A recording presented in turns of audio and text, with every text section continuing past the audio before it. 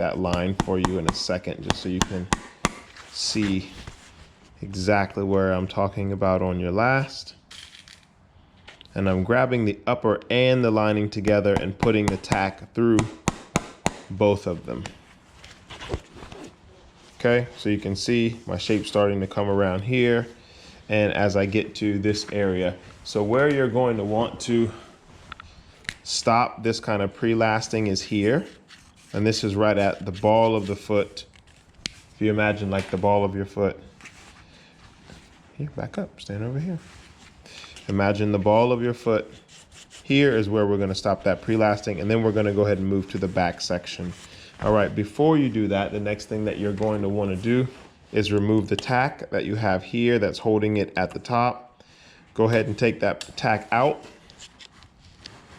Pull down the back of your last, keeping your center seam lined up in the back, and pull it down, and you'll know how far you're going to come down, because remember, you have 20 millimeters of lasting allowance here in the back. So you're going to come down that until you have that 20 millimeters here in the back. Okay, so now that it's at its new position, I'm going to put another tack in here in the middle of the seam. So I'm not putting a hole into the leather, and I'm going to bend that tack upwards so that way when I'm pulling down on it, it won't slip off the tack. If you have your tack bent down, when you pull down, it may slip off of the last.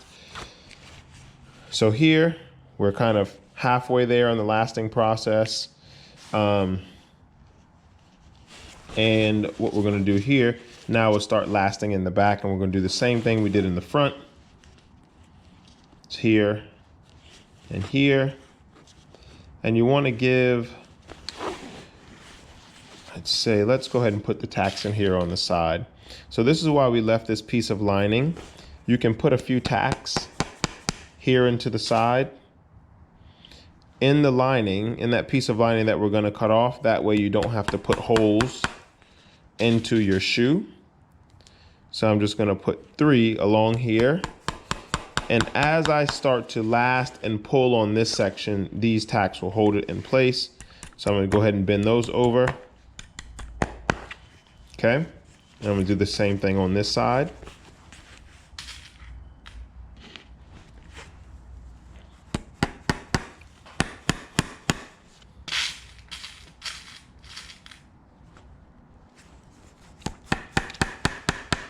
Another kind of tack that you can use, if you can't find these, is kind of these long tacks that may be about 2 centimeters long. They may be used for putting down carpet.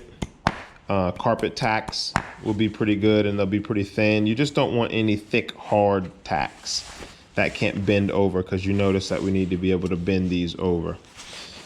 All right, so here, what we're going to do now is I'm holding the shoe here. I'm giving a little slight pull on the lining just to get any wrinkles that I might have out before I start lasting. And I'm going to do the same thing here.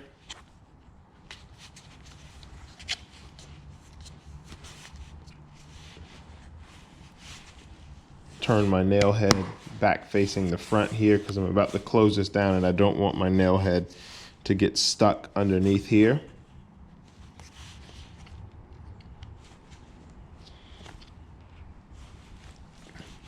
So what we're going to be doing is pulling this, and I'm going to show you a bit of a shortcut here.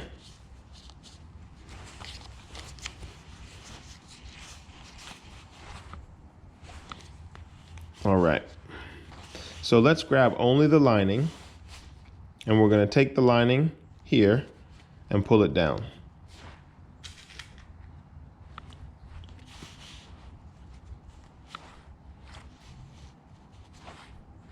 Oh, here we go. This is what I am going to show you this way. So because this last, if you can see, this last has a metal plate under here. You can see the metal plate there. So that's going to mean I'm not going to be able to put tacks into this all around here because of the metal plate.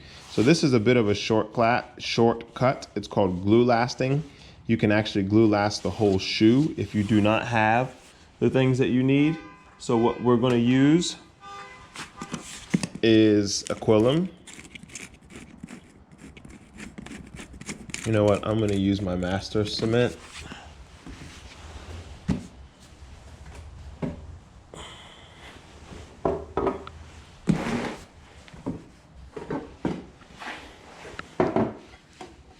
So this is one of the kind that I use, master cement. Definitely it's like Renia, but I think it's a bit better, a bit stronger.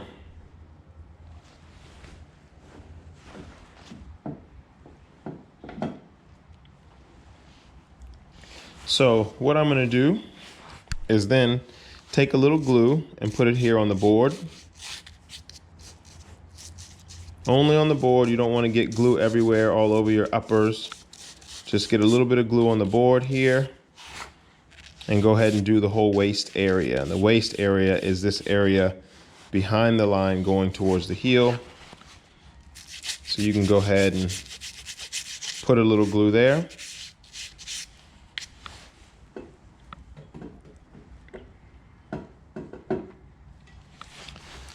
Okay, and then I'm also going to put some on the lining here in this area. The reason I'm doing that is so that it will stick. So this area will stick down to the board whenever I put the two together. So I'm putting a little glue here, not very much. Too much glue is never a good thing. It doesn't dry quickly and things get a bit messy. So you can see I'm only putting glue here. I'm not putting it really anywhere else. Okay, and if you keep your glue application really light, it's gonna dry really quickly for you. So I'm gonna go ahead and use a heat gun and speed this up so I don't have to wait on it. 1 second, I've got to plug in my heat gun to a power source. 1 second.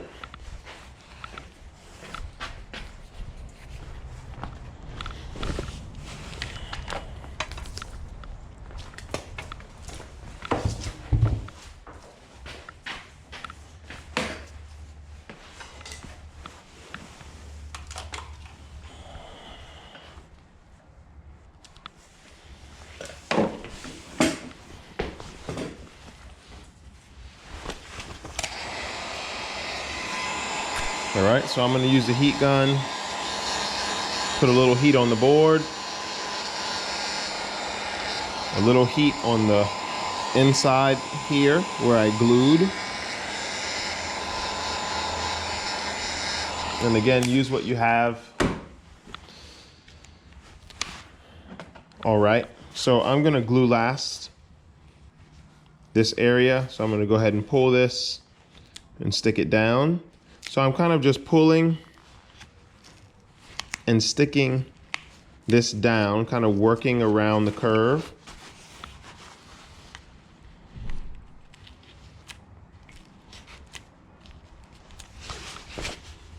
And you'll see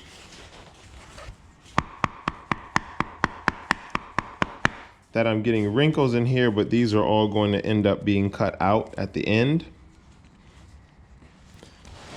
All right. And here, let's go ahead and last the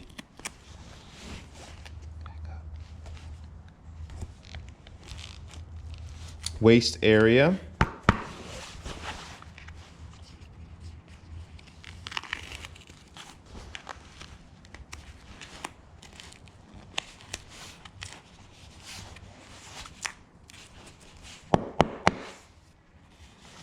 Okay.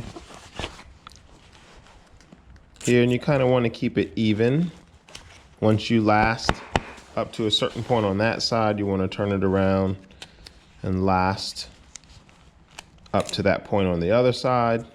Instead of doing all one side and then going back to do the other side, it's easy to get yourself kind of lopsided if you do that.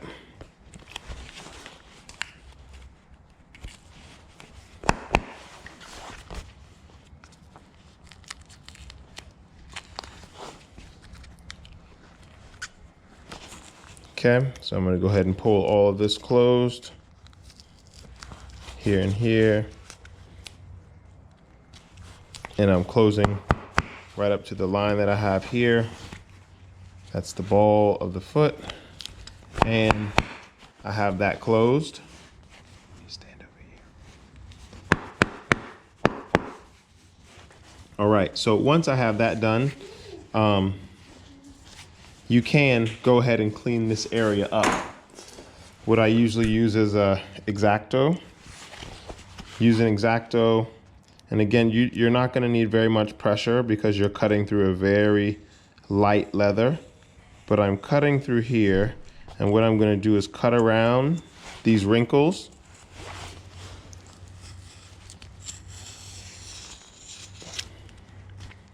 And you don't wanna cut through your insole board if you press too much. Okay?